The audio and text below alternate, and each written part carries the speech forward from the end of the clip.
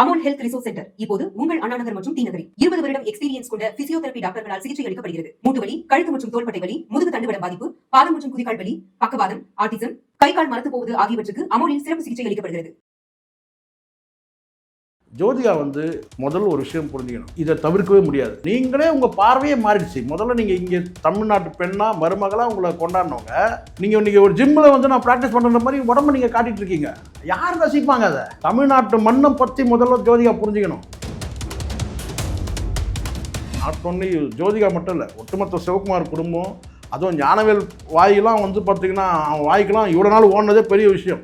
இந்த படம் இன்றைக்கி போட்டு பில்டப் கொடுக்குறானுங்க. 203 கோடி வாங்கிடுச்சு, 250 கோடி வேறு வழி இல்லைன்னா சூர்யா ஃபீல்ட் அவுட்னு பேசிகிட்டு இருக்கிறானுங்க. நானே சொல்கிறேன், இந்த ஒரு படத்தை சூர்யா ஃபீல்ட் அவுட்டு, இன்னைக்கு நீ மறுபடியும் ஜீரோலேருந்து ஸ்டார்ட் ஆகணும். பேன் இண்டியா மூவி அப்படி போயிட்டீங்க ஜோதிகா பேச்சு கேட்டு. இப்போ நீங்கள் எங்கே வந்துட்டீங்க கேட்டிங்கன்னா ஜீரோவில் நின்றுட்டீங்க. படத்தில் அவசியம் இல்லாமல் 3D எதுக்கு 3D போட்டதுனால கார்ட்டூன் மாதிரி ஆயிடுச்சு. ஸோ படத்தில் நிறைய குறைகள் இருக்குது. அவங்க சொல்கிறதெல்லாம் சரியில்லை. அந்த அரை மணி நேரம் தாண்டி படம் முழுமே பார்த்திங்கன்னா மக்கள்கிட்ட மனசில் ஒட்டலை. அவங்க வேறு வழி இல்லாமல் கணவருக்காக முட்டு கொடுக்குறாங்க. யூடியூப்ன்றது நீங்கள் ஏதோ போகிற போக்கில் சொல்கிற வார்த்தைகள். இது இங்கே ஒரு டிஜிட்டல் புரட்சி நடக்குது. இதில் பார்த்திங்கன்னா ஒரு நல்ல இப்போ நீங்கள் நான் கேட்குறேன், லப்பர் பந்துன்ற படம் யூடியூப்பில் விமர்சிக்கப்பட்ட பிறகு தான் படம் தேட்டரை போய் பார்க்க போகிறாங்க. அதே மாதிரி லக்கி பாஸ்கர்னு ஒரு படம் யூடியூப்பில் விமர்சனம் வந்த பிறகு தான் வாழை பைத்திய மாதிரி பேசுகிறார் அவர். யார்? இந்த சுப்பிரமணியம் சொல்லிட்டு. இன்றைக்கி அமரன் ஓடிக்கிட்டே இருக்குது, நல்லா போயிட்டுருக்கு. தரமான படங்களை பார்க்குறதுக்கு இங்கே மக்கள் ஆர்வமாக இருக்காங்க. நீங்கள் தான் உங்களுக்குள்ள ரசனையை வச்சு நீங்கள் படம் எடுத்துகிட்டு என்னையும் ரசிடான்னு சொன்னால் எப்படி? உங்கள் குடும்பத்துக்கு பிடிச்ச ஒரு கதையை எடுத்துகிட்டு நீங்கள் பாருங்கடா, நல்லா இருக்குது பாருங்கடா, நல்லா இருக்குது பாருங்கடான்னா எல்லாம் கத்திட்டே கிடக்குறான். எது கத்துறானே தெரில.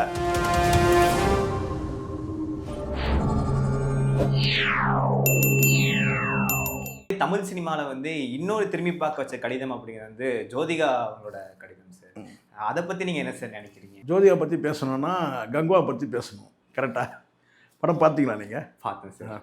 நீங்கள் சொல்லுங்கள், உங்கள் மனசாட்சிக்கு சொல்லுங்கள். உங்களை மாட்டி விட்டுறேன் நான். இது ரொம்ப கஷ்டமானதா இல்லையா? அந்த அம்மாவே சொல்கிறாங்க. அவங்கள ஜோதிகாவே ஒரு விஷயம் நான் பாராட்டோம் சார். ஜோதிகாவை உண்மையாக சொல்கிறேன். அவங்களுடைய ஸ்டேட்மெண்ட்டை ஃபுல்லாக நம்ம படித்தோம் தான், நிறைய அதில் நம்ம சொல்ல முடியும் தான். ஆனால் அந்த பொண்ணை ஒரே ஒரு விஷயத்துக்காக ஜோதிகாவை நம்ம பாராட்டலான்னு கேட்டால் ஒத்துக்கிட்டாங்க. பார்த்தீங்களா? அந்த அரை மணி நேர காட்சி சரியில்லைன்றது நான் ஒத்துக்கிறேன்னு. நாய்ஸியாக இருந்துச்சு. அப்படி நாய்ஸி மட்டும் இல்லை, சகிக்கலைன்ற நான். அந்த அரை மணி நேரன்றது நீங்கள் ஒரு கிட்டத்தட்ட நீங்கள் எப்படின்னு கேட்டிங்கன்னா, இந்த படம் பார்வையே வேறு மாதிரி நீங்கள் கொடுத்துட்டீங்க. முதல்ல நீங்கள் சம்மந்தமே இல்லாத காட்சி மாதிரி நீங்கள் ஆரம்ப இன்ட்ரோ காட்சிகள் இருக்குது, அபத்தமாகவும் இருக்குது, சிறுபுலத்தனமாக இருக்குது. ஒரு கமிஷனர் பார்த்திங்கன்னா லஞ்சம் கொடுத்து அக்யூஸை கொண்டு பிடிச்சி கொடுக்குறீங்க. எந்த படத்தை இதெல்லாம் பார்த்துருக்கீங்க? ஸோ அதுவே சிறுபுல. அதை தாண்டி ஒரு ஹீரோயின் ஏதோ பத்தானியா கித்தானியா, திஷா பத்தானி கித்தானியா, அது என்ன தான் எதுக்காக போட்டானுங்கன்னு ஒன்றும் புரியவே இல்லை. என்ன தான் அது அப்படி அந்த படத்தில் அதுக்கு ஒரு கோடியாக கூட்டி கொடுத்துருக்காரு. 3 கோடி என்ன சம்பளமாக இருக்குது. அது என்னன்றது எனக்கு ஒன்றும் புரியவே இல்லை. அது என்ன நடிச்சதுன்னு அந்த படத்தில் எனக்கு தெரில. அதை தாண்டி கேட்டால் கதையும் விளங்கலை. விளங்குற மாதிரி கதையே இல்லை. முதல் கதை இருந்தால் தானே விளங்க வைக்க முடியும். ஸோ இப்படி ஒரு அரை மணி நேரம் வீணடிச்சிட்டாங்க. அந்த எதிர்பார்ப்பு அங்கே மைனஸ் ஆயிடுச்சு. சரி, எப்போ நான் ஸ்டார்ட் பண்ணுவானுங்க அப்படின்ற மாதிரி ஆயிடுச்சு. நீங்கள் ரொம்ப பாருங்கள், ஒரு ஹீரோ சார் ஒரு ஆரம்ப காட்சியில் நீங்கள் பார்த்துருப்பீங்க, கொஞ்சம் டிலே பண்ணுவாங்க.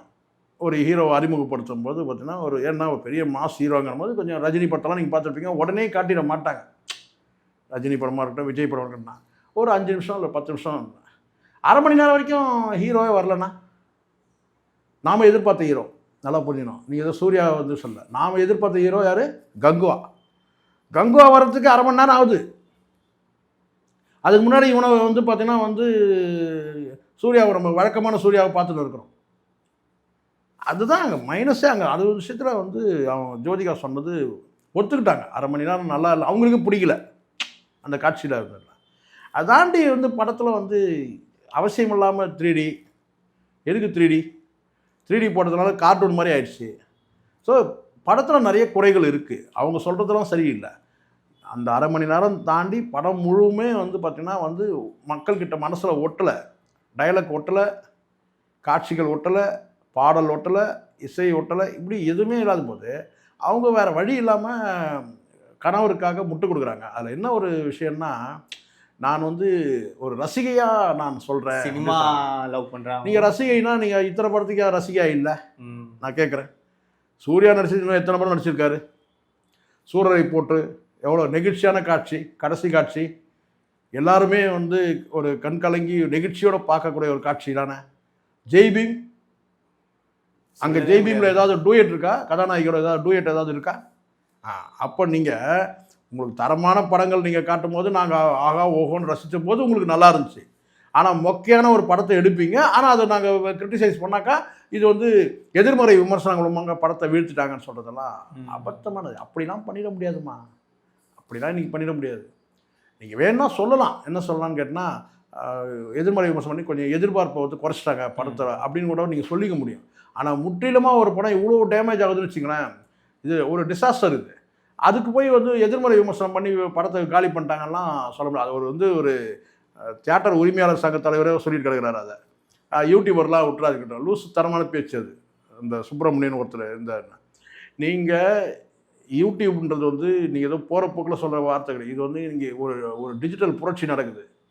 இதில் வந்து பார்த்தீங்கன்னா ஒரு நல்ல இப்போ நீங்கள் நான் கேட்குறேன், லப்பர் பந்துன்ற படம் யூடியூப்பில் விமர்சிக்கப்பட்ட பிறகு தான் படம் தேட்டரை போய் பார்க்க போகிறாங்க. அதே மாதிரி லக்கி பாஸ்கர்னு ஒரு படம் யூடியூப்பில் விமர்சனம் வந்த பிறகு தான். வாழை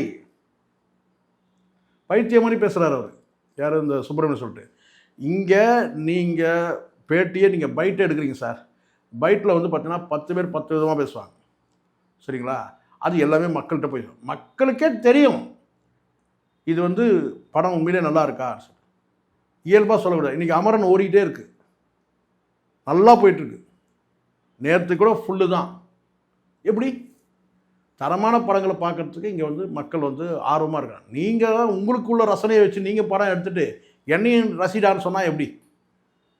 முழுக்க முழுக்க அதான் நடந்திருக்கு கங்குவாவில். உங்களுக்கு ஏதோ பிடிச்ச படமாக உங்கள் குடும்பத்துக்கு பிடிச்ச ஒரு கதையை எடுத்துகிட்டு நீங்கள் வந்து பாருங்கடா, நல்லா இருக்குது பாருங்கடா, நல்லா இருக்குது பாருங்கடான்னா எல்லாம் கத்திகிட்டே கிடக்குறான்.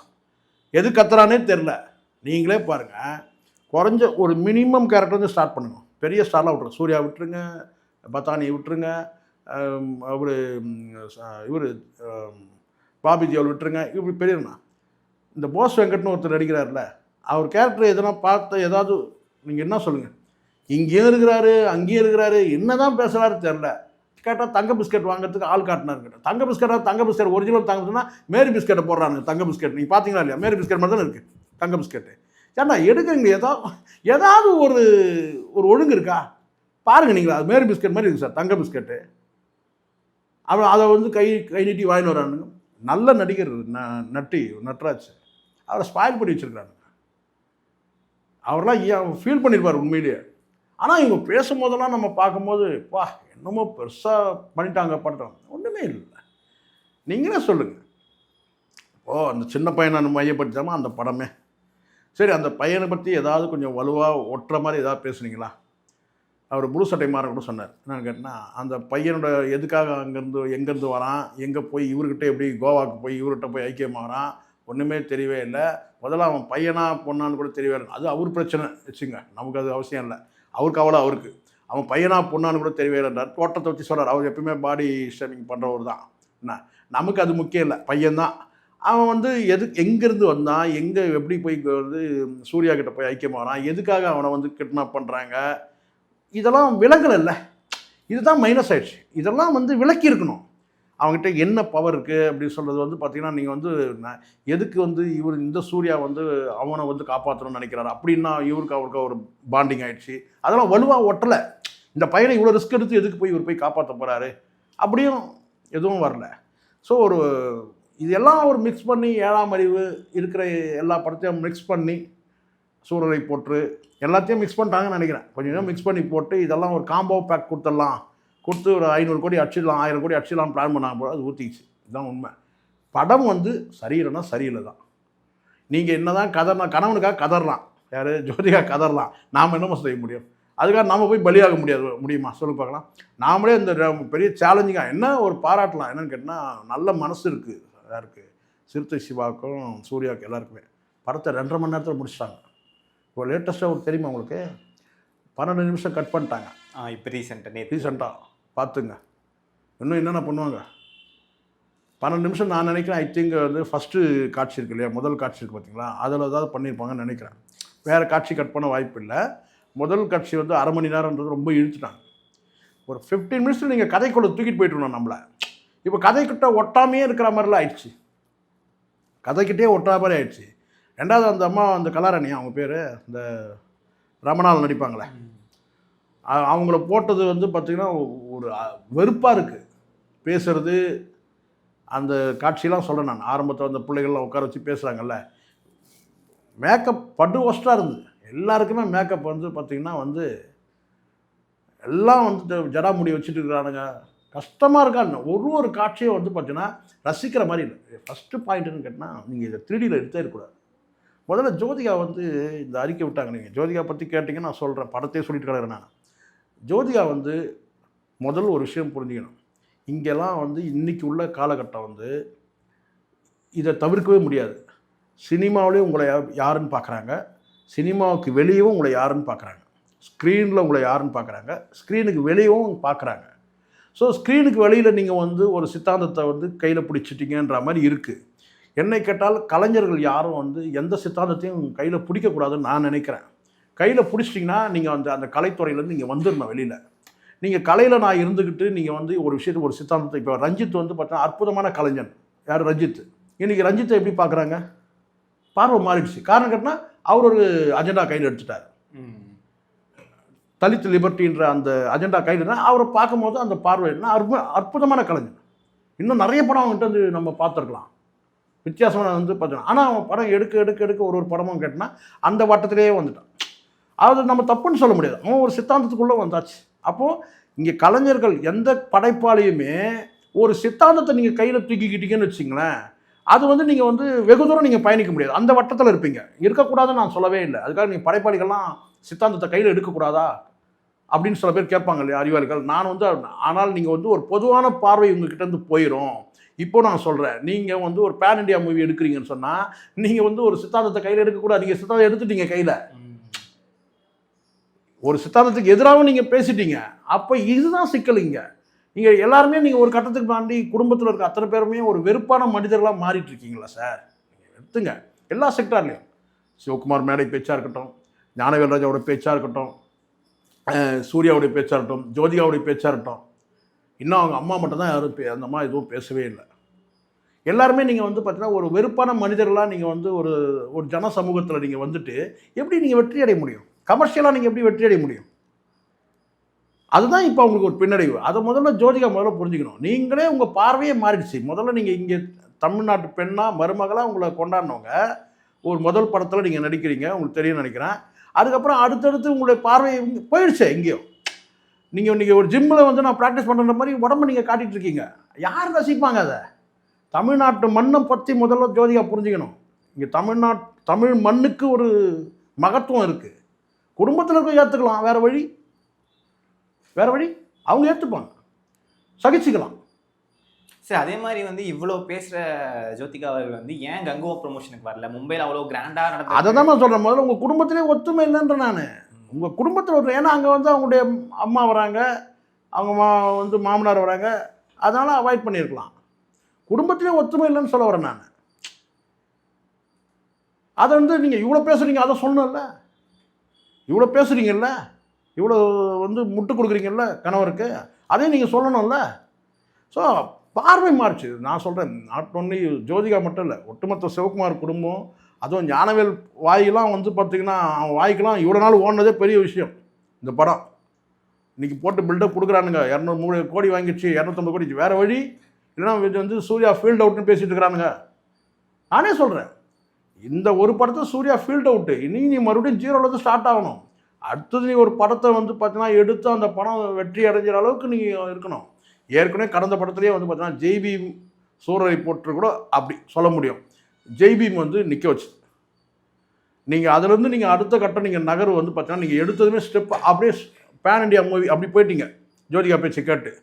இப்போ நீங்கள் எங்கே வந்துட்டீங்கன்னு கேட்டிங்கன்னா வந்து ஜீரோவில் வந்து நின்றுட்டீங்க. மறுபடியும் நீங்கள் இங்கேருந்து ஸ்டார்ட் ஆகும். படம் நேம் தேர்வு பண்ணுறது எச்சரிக்கையாக இருந்திருக்கணும். கங்குவான்ற படம் நீங்களாம் இப்போ பிறந்தீங்களான்னு தெரில. கங்குவான்ற படம் ரஜினி வந்து தமிழ்நாட்டிலிருந்து இந்தி படத்தில் வந்து கால் ஊனணும்னு சொல்லும்போது எடுக்கப்பட்ட படம் தான் அந்த கங்குவா. அந்த கங்குவான்றது வந்து பார்த்தீங்கன்னா இங்கே மலையூர் மம்பட்டியான்ற படத்தை வந்து அப்படியே ரீமேக் பண்ணியிருக்கோம். நீங்கள் நெட்டில் கூட போய் பார்த்துக்கலாம். அந்த படத்தில் வந்து லோ பட்ஜெட் படம். அங்கே அன்றைக்கி ஒரு சூப்பர் ஸ்டார் இங்கேருந்து கட்டினா ஒரு சாகர் இன்னும் பல படங்கள் மூலமாக கமலஹாசன் அங்கே வந்து பார்த்தீங்கன்னா நிற்கிறார். ஏக் துஜே கிளி என்ற படத்தில் தான் ஃபஸ்ட்டு அவர் அடித்தது. அதுக்கப்புறம் சாகர் இருக்கட்னா அங்கே வந்து பார்த்தீங்கன்னா பல நடிகர்களுக்கு வந்து சேலஞ்ச் ஆகிடுறாரு கமல்.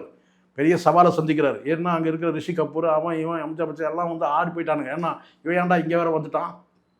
கமல் மேலே ஒரு வெறுப்பு இருக்குது.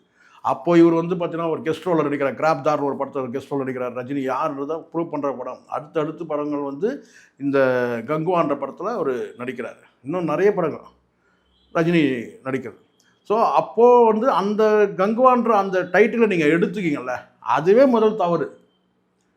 கங்குவான்ற அந்த தலைப்பு நீங்கள் எவ்வளோ தலைப்புகள் இருக்குது. ஏற்கனவே அங்கே வந்து ரஜினி வந்து கால் ஊன்ன படம் அது. சரி, அதுக்காகவாவது நீங்கள் ரஜினியை வந்து ஒரு ப்ரைஸ் பண்ணி பேசுனா ரஜினியை நீங்கள் மட்டம் தட்டி தான் பேசுனீங்க. அதெல்லாம் நீங்கள் பார்த்தீங்கல்ல. ரஜினி பெருந்தன்மையானவர் வந்து இந்த படம் வெற்றி எடுத்துக்கு வாழ்த்துலாம் சொன்னார். ஆனால் ரஜினியே உங்கள் மட்டம் தட்டி பேசுவாங்க, விஜயை மட்டம் தட்டி பேசுவாங்க. இதே ஞானவேல் தேவையே இல்லாமல் ஒரு இன்டர்வியூவில் வந்து கேட்டினா விஜயோட ஃபேன்ஸ்லாம் இல்லாஜிக்கல் ஃபேன்ஸ். இப்போ உங்கள் லாஜிக் பேசலாமா? கங்குவா லாஜிக்கு இப்போ புரியுதுங்களா? எப்போவுமே வந்து ஒரு இன்னைக்கு அதனால தான் நான் சொல்கிறேன், நீங்கள் வெறும் சினிமாவில் மட்டும் உங்களை பார்க்குறாங்கன்னு நீங்கள் நினைக்காதுங்க. சினிமாவை தாண்டி உங்களுடைய மேடை பேச்சுக்கள், உடல் மொழிகள், செய்கைகள், நீங்கள் என்ன சித்தாந்தத்தை நீங்கள் கையில் எடுத்து எல்லாத்தையும் பார்க்குறாங்கன்னு நான் சொல்கிறேன். நாட் ஒன்லி சூர்யா, இன்னைக்கு எல்லாரையுமே அப்படி தான் பார்க்குறாங்க. லியோ படத்தை விட கோட் படம் வந்து சரிவு. எதனால் நீங்கள் சொல்லுங்கள் சரிவு. லியோ படத்தை காட்டலாம். ஏன் லியோ படத்தில் அப்போ இவர் வந்து அரசியலுக்கு வரல. கோட் படத்தில் அரசியலுக்கு வந்துட்டார். வந்து பல உத்திகள் கையாளுறாங்க. அங்கே பல ஸ்டார்கள் இறக்கப்படுறாங்க உள்ள. பிரபுதேவா, பிரசாந்த், அர்ஜுன் எல்லாருமே, சாரி இவர் நம்ம பேர்னா மோகன், எல்லாருமே வந்து ஒரு பெரிய ஒரு எதிர்பார்ப்பு உருவாக்கி இவ்வளோ ஸ்டார் பட்டாளங்களை கொண்டு வந்து கூட வந்து பார்த்திங்கன்னா அவங்கள வந்து பல விஜயகாந்த் எல்லாத்த விட வந்து கூட உங்களுக்கு லியோ படத்தை அடிக்க முடியல. லியோ படத்தை பீட் பண்ண முடியாது. ஏன்? நீங்கள் கையில் ஒரு அஜெண்டா எடுத்துட்டீங்க, பொலிட்டிக்கல் அஜெண்டா எடுத்துட்டீங்க. எல்லாருக்கும் உண்டுமா இது? அதை முதல்ல ஜோதிகா முதல்ல புரிஞ்சுக்கணும். முதல்ல நீங்கள் வந்து பார்த்தீங்கன்னா வந்து தமிழ்நாட்டோட மருமக மாதிரி நீங்கள் முதல்ல நடந்துங்க. நீங்கள் சினிமாவில் நீங்கள் நடிங்க. அப்போ நீங்கள் இப்படி நடிக்கிறீங்க. நீங்கள் முதல் படத்தில் எப்படி நடிச்சிங்கன்னு பாருங்கள். இந்த நான் ரீஎன்ட்ரி சொல்கிறேன். ஃபஸ்ட்டு படத்தில் நீங்கள் எப்படி ஆரம்பிச்சிங்க, அதுக்கப்புறம் இப்போ உங்களுடைய நடிப்பு என்னன்னு பாருங்கள். நீங்கள் ஜிம்முக்கு போய் ப்ராக்டிஸ் பண்ணுறதெல்லாம் நீங்கள் உடம்பை காட்டுற மாதிரி ஆகிடுது. மக்கள் பார்க்குறாங்க எல்லாத்தையும். மக்கள் முகம் சுழிக்கிறாங்க, மக்கள் முடிவு பண்ணுறாங்க. நீங்கள் பேசுறது கிடையாது. நீங்கள் பேசுகிறதோ சுசித்ரா பேசுகிறதோ கிடையாது. இதை தாண்டி மக்களுக்கு ஒரு பார்வை இருக்குல்ல, மக்கள் முடிவு பண்ணுவாங்க. அதை முதல்ல ஜோதிகா புரிஞ்சுக்கணுன்ற நான். அமோல் ஹெல்த் ரிசோர்ஸ் சென்டர் இப்போது உங்கள் அண்ணா நகர் மற்றும் தீநகரில் 20 வருடம் எக்ஸ்பீரியன்ஸ் கொண்ட பிசியோதெரபி டாக்டர்களால் சிகிச்சை அளிக்கப்படுகிறது. மூட்டு வலி, கழுத்து மற்றும் தோள்பட்டை வலி, முதுகு தண்டுவடம் பாதிப்பு, பாதம் மற்றும் குதிகால் வலி, பக்கவாதம், ஆட்டிசம், கை கால் மரத்து போவது ஆகியவற்றுக்கு அமோலில் சிறப்பு சிகிச்சை அளிக்கப்படுகிறது.